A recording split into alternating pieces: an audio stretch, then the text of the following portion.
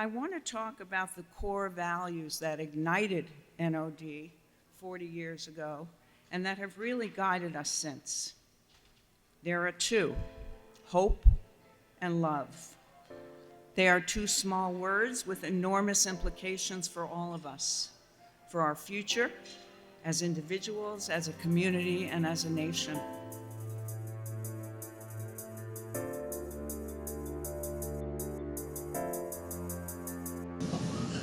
My call to action to all of you is we have to fight and work until hell freezes over. And then what do we do? Fight on the ice.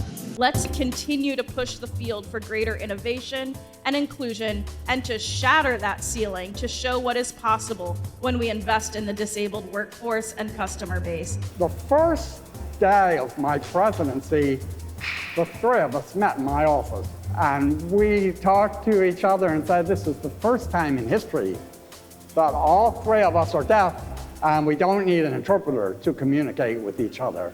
It takes leadership to say, this is what you have to do, and you are the one who is driving the entire organization. Whether or not people who have visible and invisible disabilities are willing to disclose and discuss that within your company is a real indication as to whether or not you are effectively working with your current employees. People with disabilities should have every opportunity to earn wages that are commensurate with the work that they're doing. We have to do more, and the dialogue must continue, and we must make room in it for our DE&IA agenda.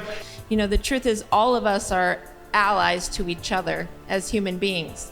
And as employers, you're not just hiring people, you're your employees' allies. If true representation is the goal, how can any company or organization or DEI inclusion study leave out 1/4 of the U.S.? So it's really important for everyone to feel safe in their work environment and to be able to feel heard.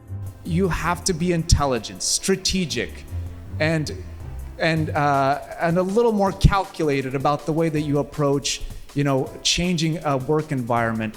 As companies and organizations are now building future experiences, think about how do we design it with accessibility in mind. Ready and willing, capable people out there who are anxious to be your employees. And I think once you give them the opportunity,